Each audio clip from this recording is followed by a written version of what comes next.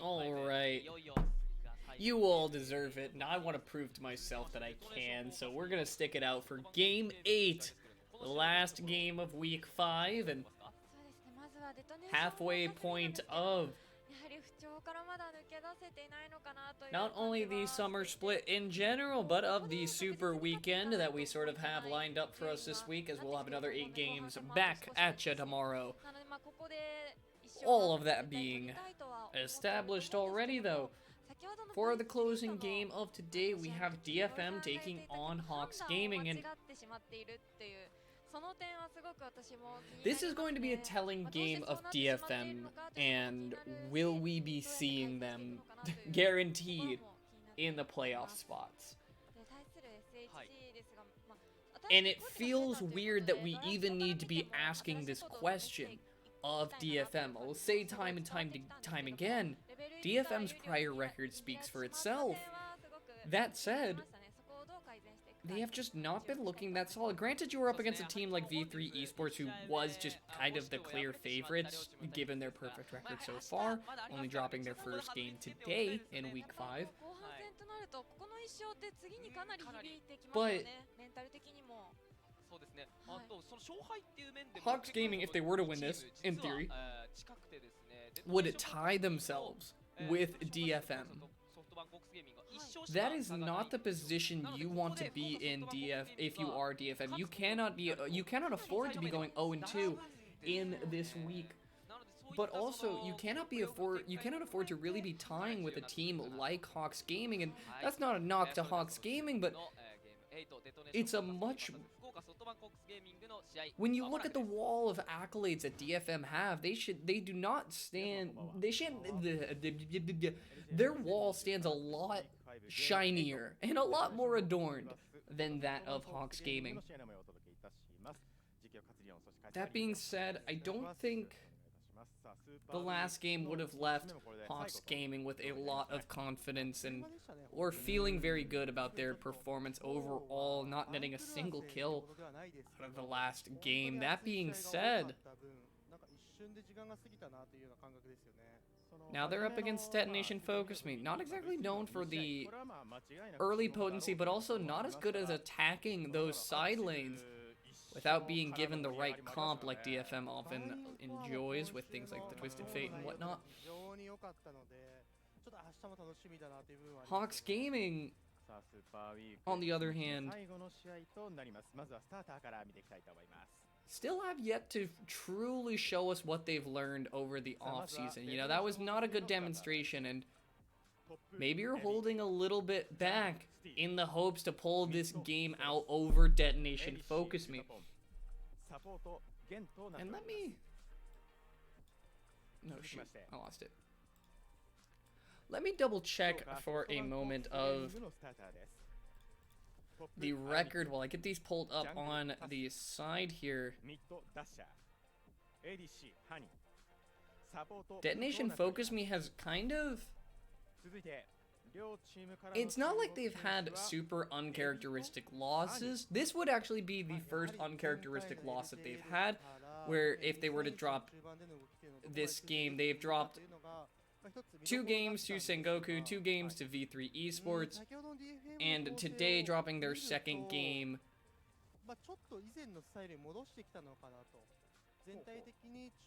to their first game to CGA. All of that being said, though,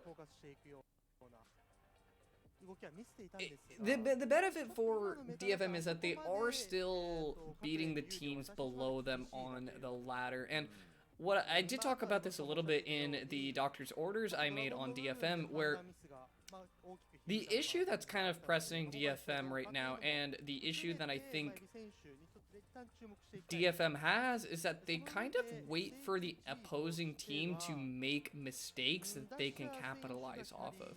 They are not very proactive against teams that have a clean result, like CGA, like V3 Esports, who had an overall just very clean composure. DFM are kind of just waiting for the misplays to fall into their laps and kind of be gifted to them to punish. That isn't to say that it doesn't take any skill to punish a misplay. It does. It takes a bit of awareness, but if you're relying on your opponent making mistakes, that is not a sound, reliable strategy.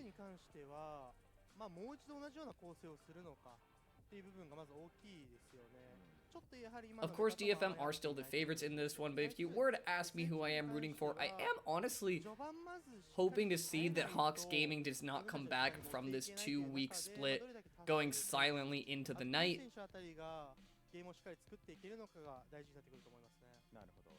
But we'll see how things go here in the pick and ban phase. That's going to be LeBlanc hitting the ban table first up. Hawks Gaming has a couple of their own bans to be thinking about. Karma going to be taken away here.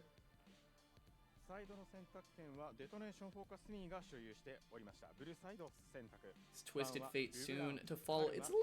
It's repeatedly interesting to me to see DFM banning away Twisted Fate when a decent amount of their wins came off of the back of Seros on the Twisted Fate. And especially for a player like Seros, limiting his champion pool, or no, he has a very wide champion pool. That's sort of the benefit that Seros has always had. But taking away options of his for what it feels like no reason of, like, no other team has shown hyper priority on Twisted Fate yet. And if it is that necessary for you, it could even be first pickable, but would be a little bit of an interesting blind. I guess if DFM really just don't want to be playing into it, might as well get rid of it.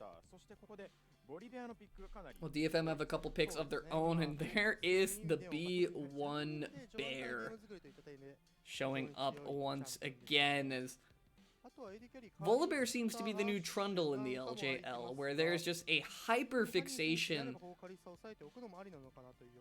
on a bear priority.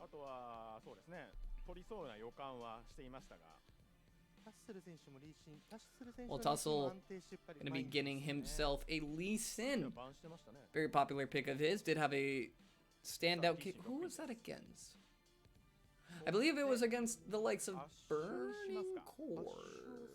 Don't quote me on that, but I believe he did have the 3-man knock-up with the kick on that last game, and Hawks is going to bring themselves the Ash along for this ride.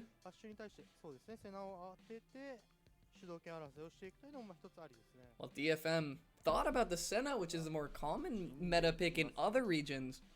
But now looking at the Jhin, who is always a little bit more fun for a lot of the AD carries, and Ballista as well on the table. A little bit hard to run into an Ashe, but definitely can be sent on if you want to try and get a snowball rolling. Ballista will be the one locked in as DFM going to be moving that one into the bot lane, and now can lock in your support alongside it if you want to lock in something like a Thresh. Hopefully look for advantages there. Could also even lock in something like a Blitzcrank if you just want to full all in on having lane potential. Syndra as well, open and available. And this would be nice for TFM where you're making Hawks Gaming make a choice. You either draft a Bard here and you run the Ashe Bard combo of that long range ulti engage options and risk having your mid lane pool picked off, where you risk losing the Bard in exchange for taking the mid lane champion now. Thoughts like those present on the mind of Hawks Gaming is they're going to lock in an Echo for Dasher in the mid lane, and this is a somewhat of a...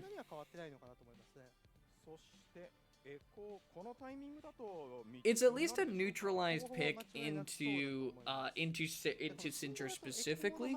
Most notably is that while Syndra does have Scatter the Weak to deter one approach from Echo, his E cooldown comes up much quicker, and Echo kind of has the benefit of he can just kind of throw Qs out on the early wave to get to that level 3 as fast as possible, and the pushing power is very hard for Syndra to deal with at times, while Ornn is going to be banned away here.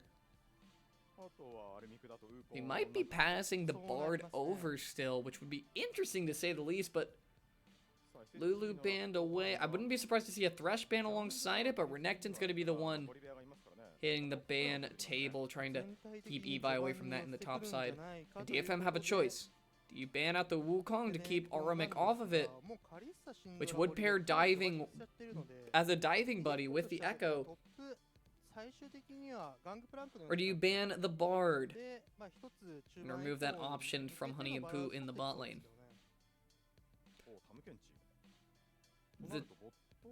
The Tahm Kench ban... The Tahm Kench ban is a little bit of an oddball when I'm looking at it on the board here. You still have a support pick that you could be countering the Tahm Kench with. Also, Callista is just very good at running over a TK if it does happen to show up, but Hawks Gaming locking in the Kennen here. Another interesting pick. I don't like the Kennen here all that much, I'll be honest with you. It sort of has the same issue of Lee Sin, where if you don't get the engage that you're looking for and the value that you're looking for out of your ult, you're kind of a sitting duck. And of course you do have Dasher to be going in and drawing away attention to hopefully allow Aramik to get that ulti off.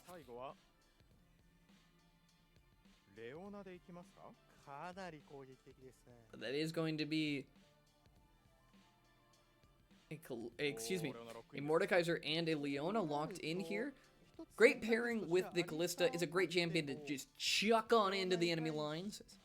Alistar did get buffed, and I did talk about this, as this is one of the picks I expected to be showing up in the LJL soon enough. And it will be the Alistar locked up. He did get the pulverized cooldown reduced, which does kind of affect him in the later ends of the game. And works so well into both Volibear and Callista, as well as Leona, just to say, nope, you're not going in anymore. And really just disrupt their line so heavily. As well as the Alistar ultimate just allows him to stay in front of his entire team for so long. Personally, I would have liked to have seen Aramik go for something like a Wukong in the top lane. I think it's something that Aramik is already familiarized on, poses good dive, but having that stealth option, that even that small window, just offers a little bit of safer engage than a Kennen trying to proto belt into your face from vision.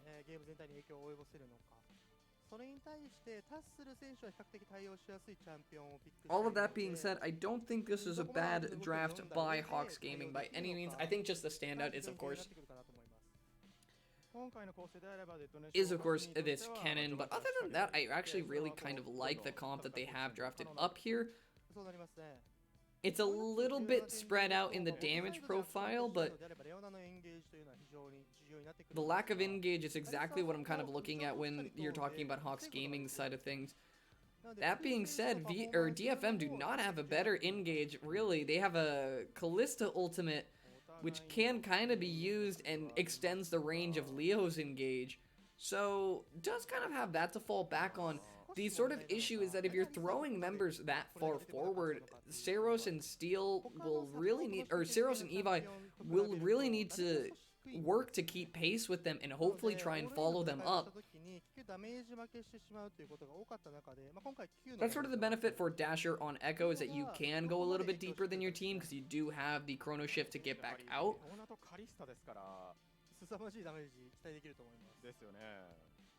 And you can see what Hawks Gaming want to do with this comp.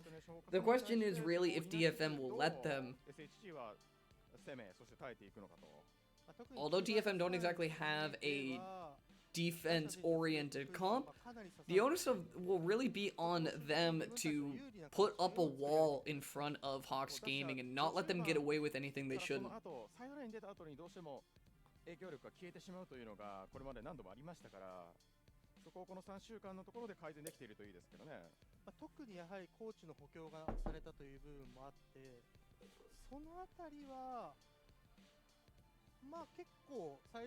And I do kind of like this comp coming out from Hawks Gaming. It's very reminiscent of early summer split Hawks, or even actually spring split Hawks as well. I'm a little bit sad that we didn't see RMX lock in the Wukong though, as I definitely feel like they've picked Wukong in worse spots before, so I'm actually a little bit surprised that this is where they decided that they were not going to opt into the Wukong.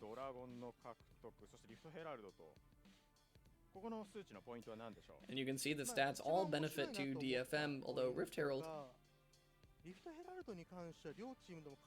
think the Rift Herald graphic is a little bit off, as 0.9 is definitely bigger than 0.6, but I won't be one to judge.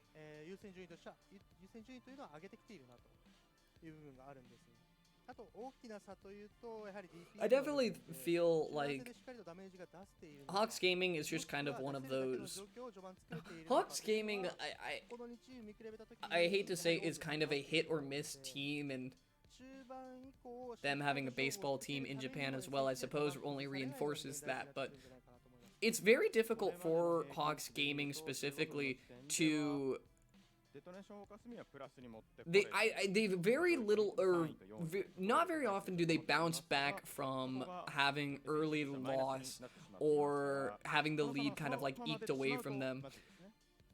They are either, we are going to win and roll, or we are going to just kind of like fall behind and never really stand a chance, as they're just kind of, the wind is taken from their sails.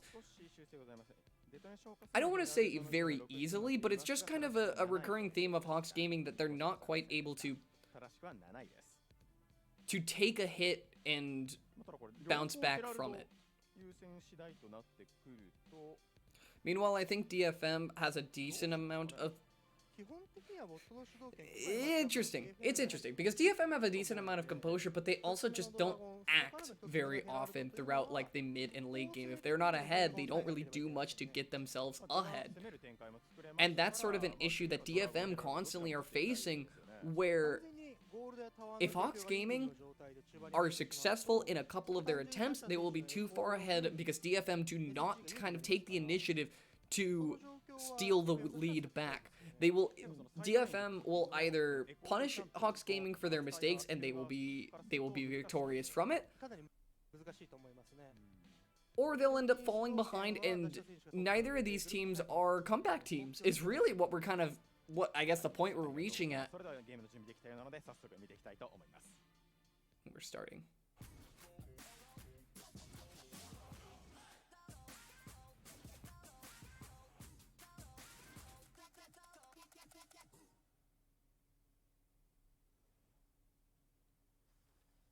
LJL 2020サマースプリットウィーク5ゲーム8デトネーションフォーカスミー vs 福岡ソフトバンクホークスゲーミングの試合スタートです。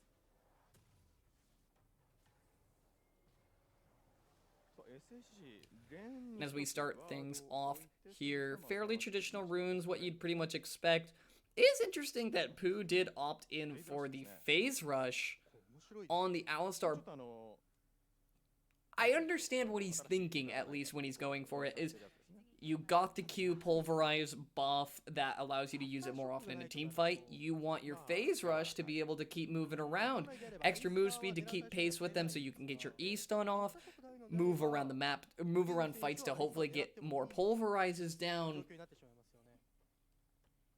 Not a bad idea coming out of Pooh to opt in for the phase rush. Does make his early game a little bit riskier, as you're not going to have Aftershock to rely on as easily. Doesn't really matter a whole lot once you crest into level 6 and you do have all the extra resistance stats coming out from the ultimate, but Pooh gonna be feeling it right away there. All the extra damage he took, but Gang's gonna be the one taking a lot of extra damages. Honey's looking for an extended trade. Not quite gonna be able to find a kill there, but overall benefit to Pooh in that trade. And Alistar does have the benefit of having a little extra sustain in the form of his passive, healing up both Honey and Pooh throughout the lane. So as we look at it on the AI's paper, the receipt printed out says Hawks Gaming a little bit favored in this one. Although I do think the AI partially favors I think the AI partially favors non-bear, but I also think that the AI partially favors team fight oriented comps, which Hawks Gaming have definitely kind of postured themselves into.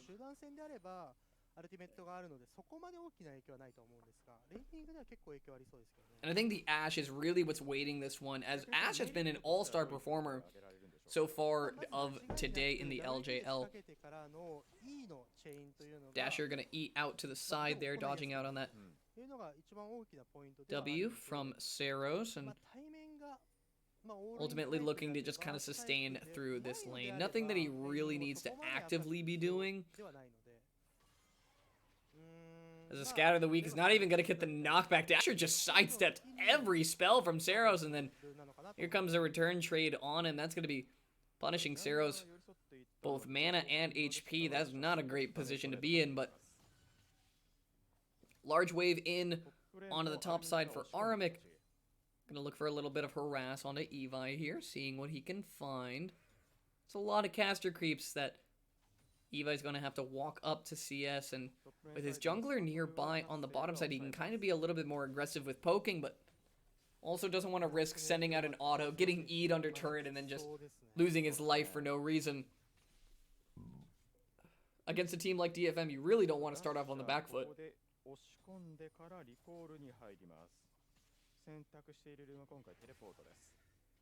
And this is a good time to talk about Aramic specifically as a top laner.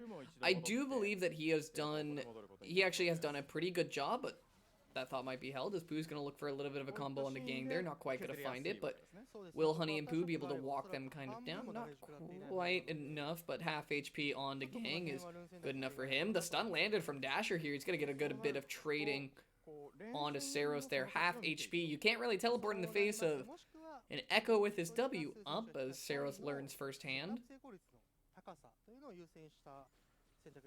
What I was going to get at is that, well, I'll hold that thought, as there's an Officer Bear waiting in the wings, thinking about finding his way onto Dasher.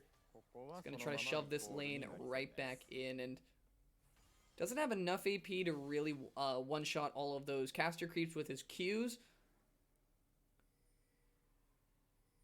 Will need a little bit of the AP from his Proto Belt to help out on that one.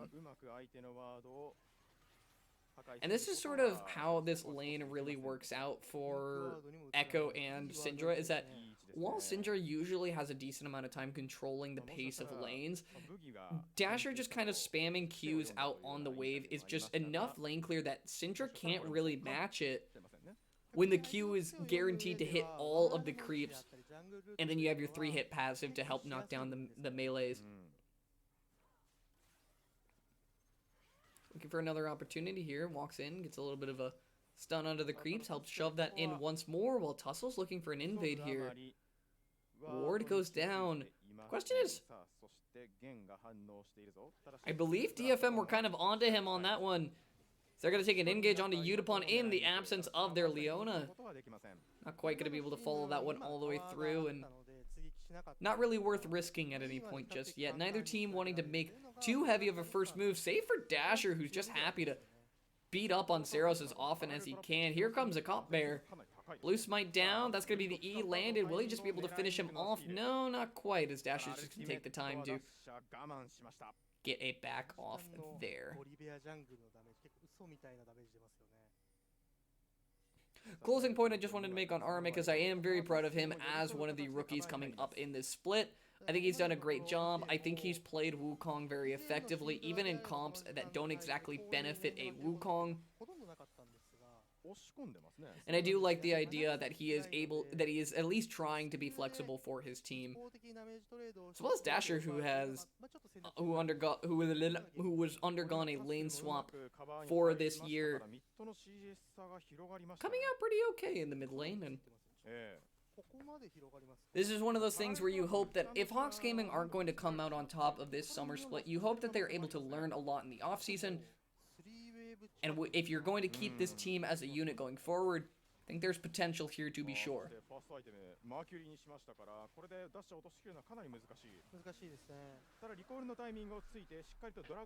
As DFM grab up the first Drake here, Mountain Drake won't see a ton of value until a little bit later on.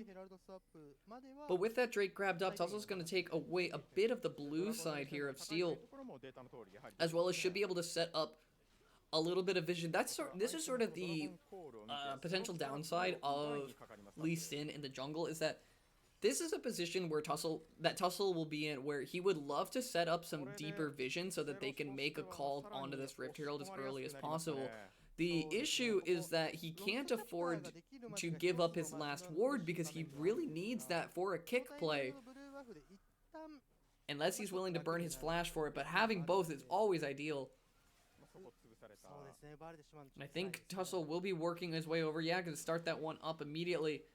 While Steel's on the other end Steel's on the other end of the map here. They can look for a dive onto this bot lane, but it is a risky dive to be sure.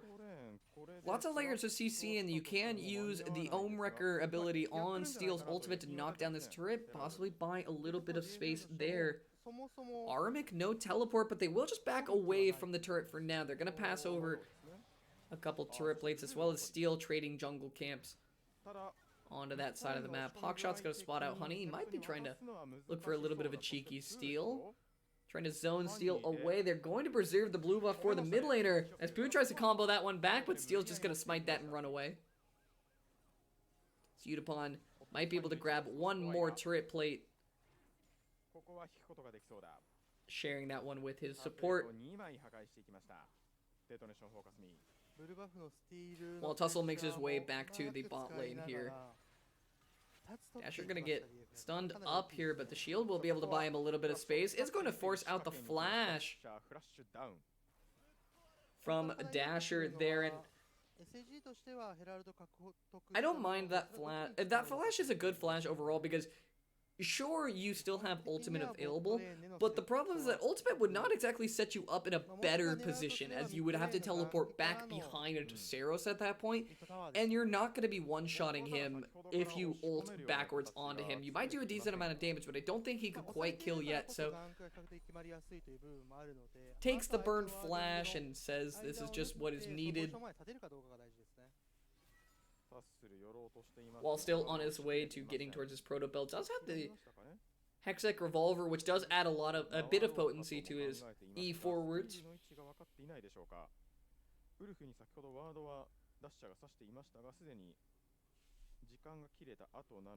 as well as having a decent amount of CS over the mid lane here.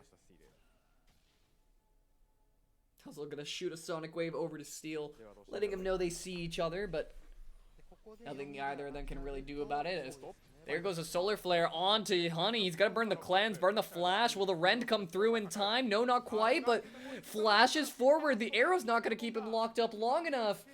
As Yutapon's going to find first blood. Solo in the bot lane, flashed right into an arrow, but was able to burn him down in the end. First blood over to the Callista. That's going to be a lot of gold given over to Yutapon. That's a lot of minions missed by Honey, as well as just, this has been all turret plates picked up by Yutapon. A couple shared with Gang there, but not a bad setup by any means. Spawns the Rift Herald behind Saros here. We'll just get a bit of turret plates that Dasher's able to cash in on.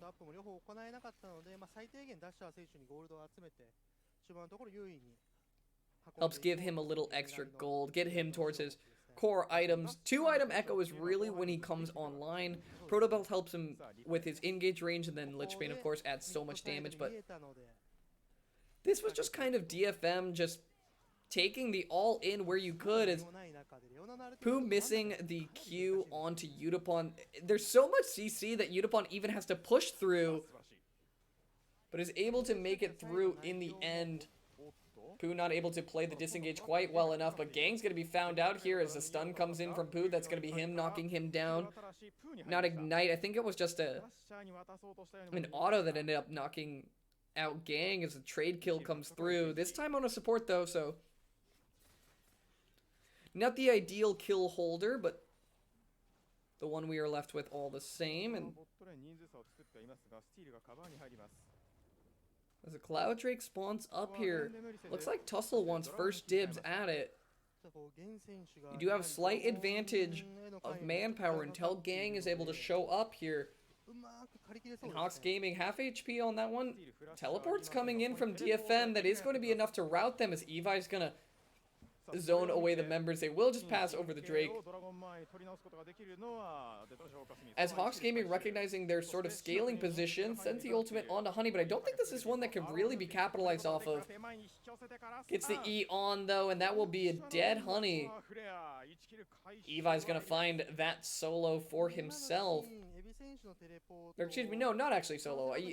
Gang was able to find an assist there as they came out of the Death Realm.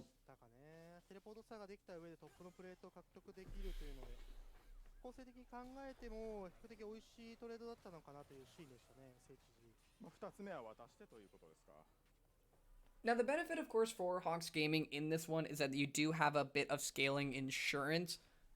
Echo scales very well into the later ends of the game. The stuns coming out from Honey will almost always net a kill if it lands on any squishy member that Echo is nearby, and Aramic still has that team fight potential. Meanwhile, for the side of DFM, both Kalista and Volibear kind of suffer from a large portion of decay, which is a stat that something that DFM will really need to consider, as we've criticized them for not exactly being the most proactive team in the early to mid game. So resting on their laurels is not something they can do just yet. Fortunately for them, Infernal Soul is on the menu, and you did happen to get these first two Drakes, so an Infernal Soul would definitely help suffice a bit of that damage, but Tussle's going to find Gang out here. Thought he was going to go for a kick opportunity onto him to get him under turret, but smartly turns away from that one, and Turret Blade's actually dead even. But where the gold has gone has been all to the benefit of Udapon and keeping him quite strong in this game.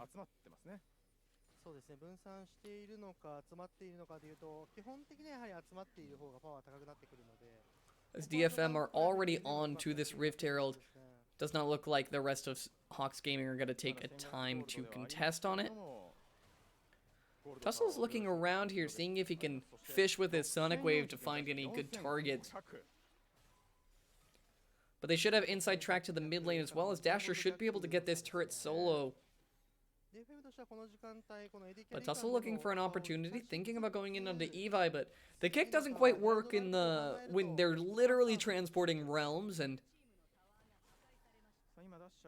recognizing that, Tussle's gonna back away, but Armic's gonna take the time to flash onto Udapon here, finding him alone. He can't just go auto for auto with him, as Udapon, the Bork healing is going to keep him alive. Aramic a little bit big for his britches. Tries to take the solo kill on to Udapon. Does force out his heal, but Udapon's going to win out on that one in the end. Was a little bit of a bold play from Aramic to just send the flash on Udapon there. He's going to teleport right back in. He says, round 2, Udapon, I'm here. This Dasher going to be the new challenger approaching. Here comes Tussle looking for a kick opportunity. Not quite going to find it. Kicks the wrong way. Doesn't flash to get the reverse. But here comes the arrow landed onto Steel. Not going to keep him stunned up for very long, as he's going to get out of that one in the end.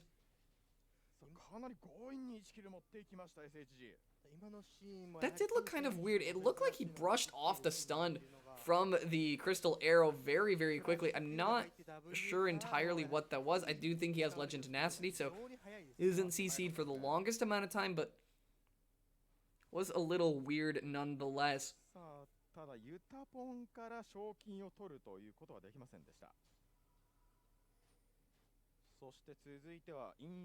As we're kind of looking at this one, keeping a couple catches like this for Hawks Gaming is good for keeping their mental in this game, but you can see at 17 minutes and only 5 kills on the board, neither of these teams are exactly going to be very proactive throughout this mid-game. We'll see if anything comes about of this Infernal Drake in the next 20 seconds, but won't be expectant of much until then.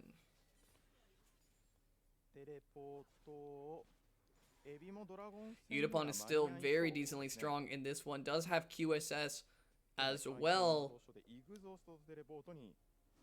Which there's a couple things to be QSSing. Tussle will have kick again, Dasher stun, and Honey stun. As well as Aramic coming in with that ultimate. Gonna need more than one QSS this game, it feels like, but Hawks Gaming currently inside track to the Drake and finding vision over the wall to clear out a couple wards. That's going to be the stun onto Honey, forces out the cleanse, solar flare down. Tussle's fishing back with his Sonic Waves, trying to just zone with the threat of having a kick combo available. Well, for now, Dasher just is in position on the bottom side of things. They're kind of funneled into the pit for now. Crystal Arrow's not going to find anyone, but that's going to be Tussle finding a huge kick. That's 3 members locked up as Dasher's going to knock down Yutapon. Tussle's going to go very low, but goes golden to buy himself a little bit more time as he's trying to back out of this fight and get onto this Drake. Now it's Dasher, still trying to go forward. One more auto onto Gang will do it, but he's going to flash away in time. Evi is full HP in front of everyone as he found Aramic on the side lanes here. Dasher's still going through. He's kind of the one-man army here, seeing if he can do it all while the rest of his team deals with the Drake. Dasher feeling himself a little bit here, but Evi is full HP. That might not be who you wanted to come over the wall into, as Dasher still has ultimate available. But Infernal Drake over to Hawks Gaming. They got the prize that they wanted. They went 1 for 1. Could easily just back away here in the end. They don't need to overstay and continue looking for more, as well as cashing in on that Callista shutdown. Not a bad deal. Let's watch this one more time. Dasher got so much room off of this kick from Tussle. W's over. That's a 3-man knock-up off of that kick. Beautifully delivered into Dasher's stun. He just beats down on to Yutapon there.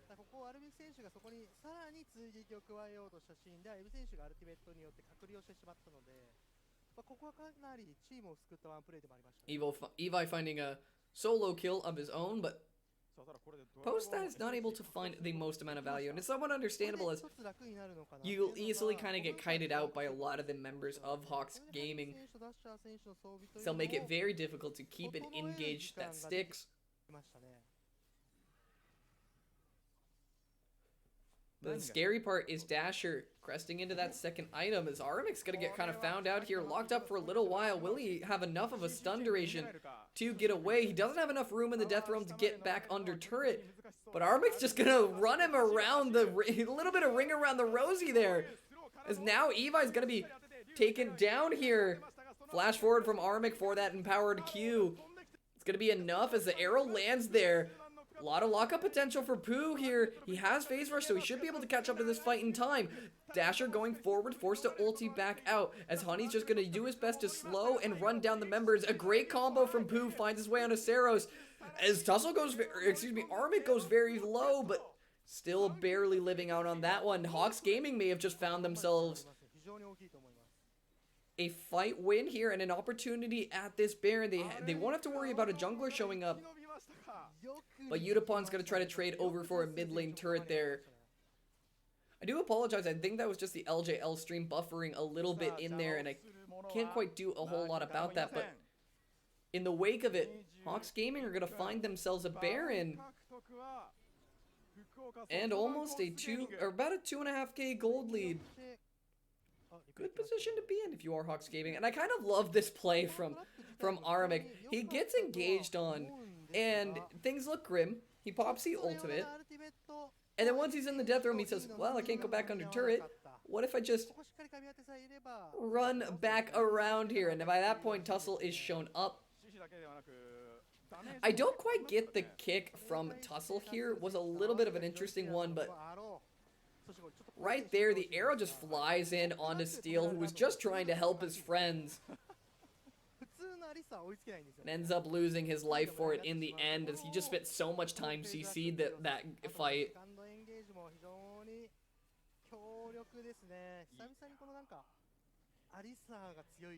And we'll see what Hawks Gaming are able to make of this Baron. This is A huge moment for Hawks where you already kind of pulled out a fight that you shouldn't have won anyway. That was his support and top laner engaging solo onto a top laner, and you were able to turn that play around.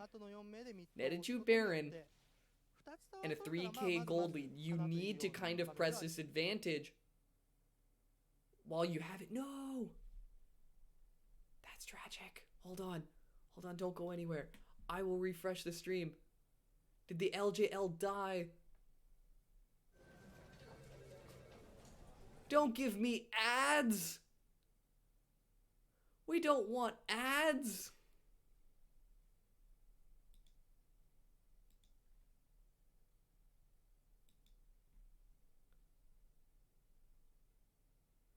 I don't want Jack in the Box into the time like this. I want the LJL. As there we are.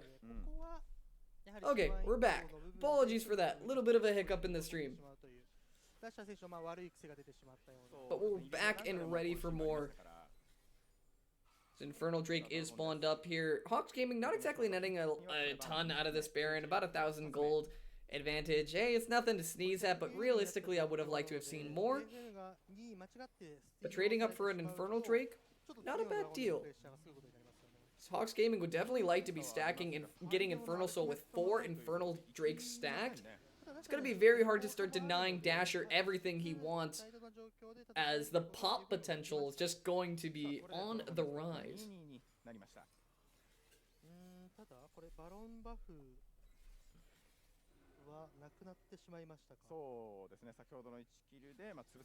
And one thing I am kind of looking at immediately is that Saros did opt in for the Oblivion Orb, and I'm looking across the members of Hawks Gaming, and I'm just asking myself, which of these champions is going to be healing enough that you think that a Morello is really what's going to be on the menu, instead of just going for the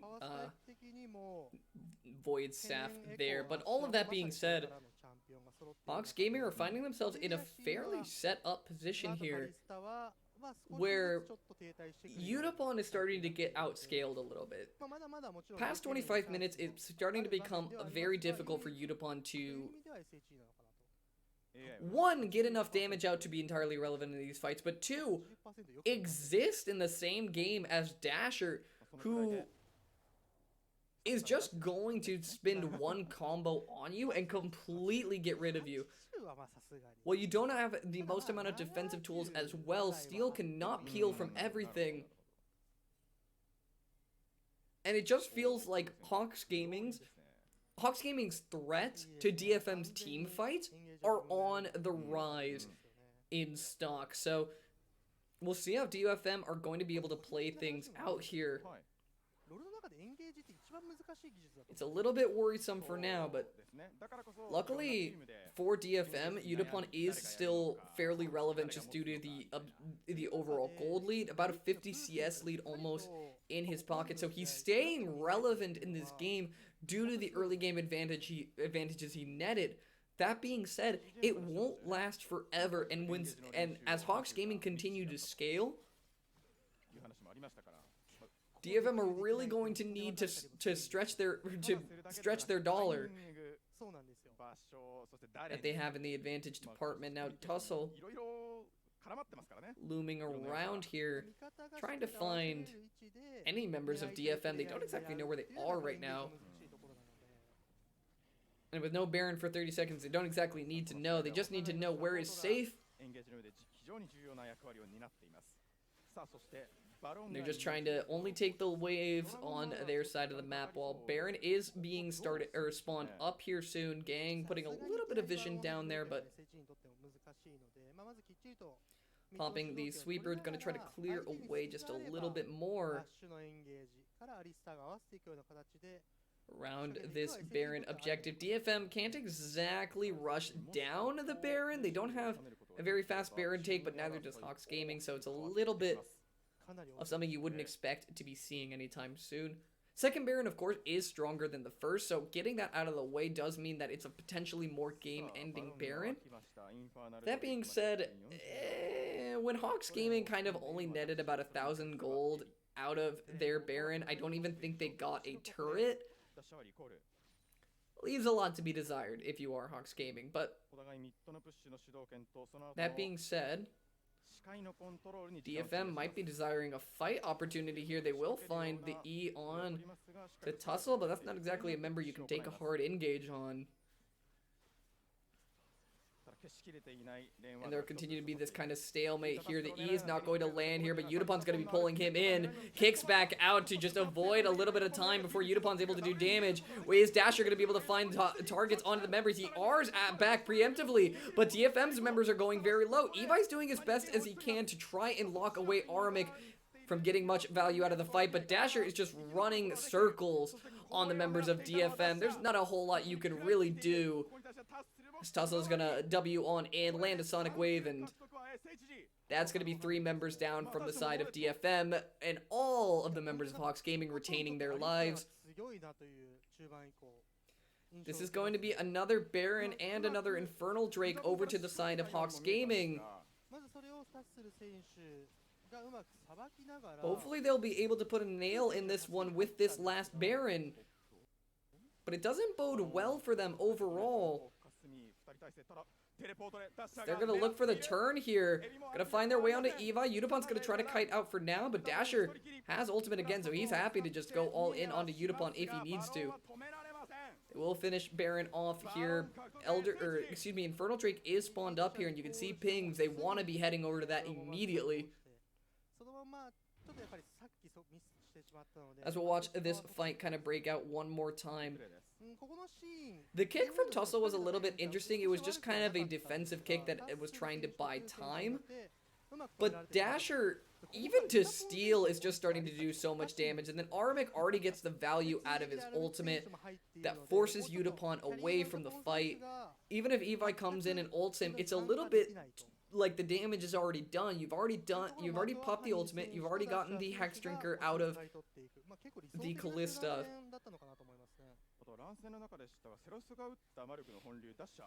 Is Hawks Gaming going to be picking up their 3rd Infernal Drake? They're going to have all the damage they could possibly want and more.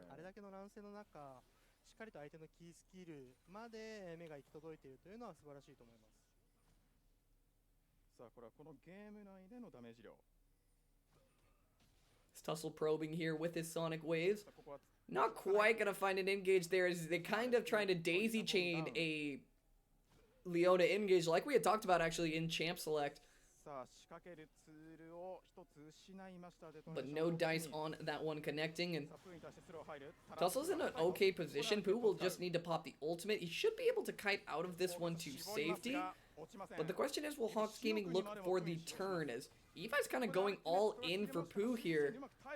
Headbutts him back after he exits the Death Realm is a great position to be in. Is Tussle's gonna buffer over the wall? I think that was a little bit of the online coming into effect there, but hey, if you're DFM, you're not going to turn your nose up at a free kill onto an Alistar. As the Hawks Gaming are just kind of not having their day of Barons, but a Crystal Arrow is going to land the way onto Gang. That's going to be followed up with the Dasher stun. Ulting out a little bit early, but they get the kill anyway, and now they can kind of just run down Steel. If Echo's going to be able to get onto him for the 3rd auto, no, going to be going onto Evi. Not quite going to be able to connect that one, but Pops and Sonya's Dasher playing a little bit too defensively. Could be kind of stressing the issue a little bit more, but that being said, we'll net them that mid turret and overall keep this Baron play positive.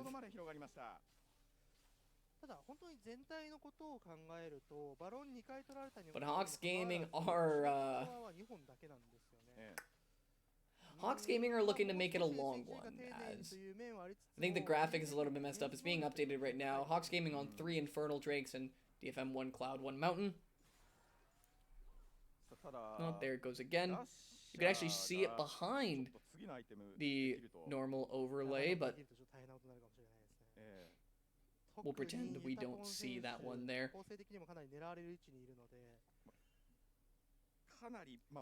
As we continue to just kind of re-enter a lull state, Hawks Gaming are really enforcing the slow and steady aspects of this game.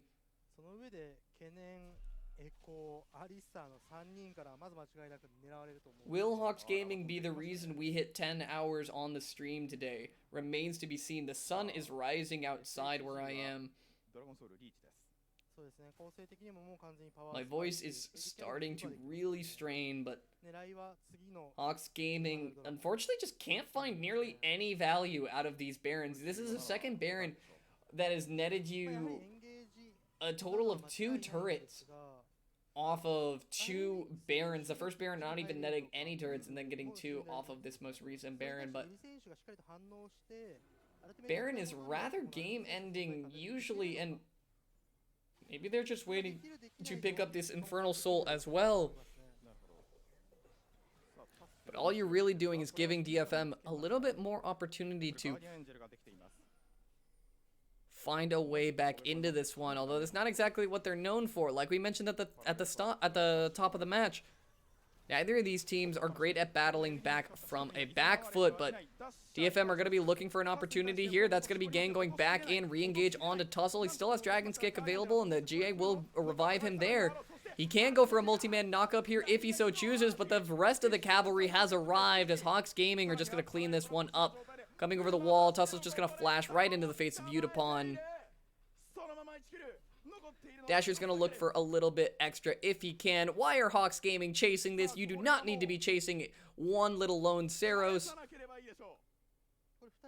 But of course they will, because why not? Why not pad pad your LJL stats? And Dasher's just going to try to keep Saros from backing for now. Could have E'd forward there. He actually would have gotten in range, but there's the Proto Belt. There's the kill. And R's back out to avoid the damage from the overwhelming force. That is going to be Hawks Gaming. 6-16 and a 10k gold lead to finish this one out. They are going to take it over DFM. That's the same thing we've been talking about before. This is going to be the last scramble that DFM can really offer. They have 3 members strong, so they can kind of look for something here, but that's going to be Gang going down first. Evi pops the ultimate onto Dasher to try and see what he can do, but the Nexus is just going to fall in the meantime.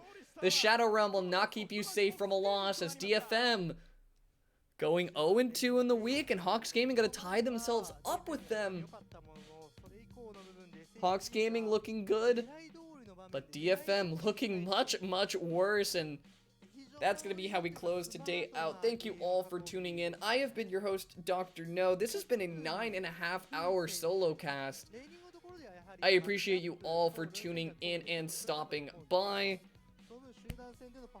If you guys are interested, feel free to, of course, leave us a follow. I am going to be going to bed immediately and resting my voice. Thank you all for stopping by, and have a great day.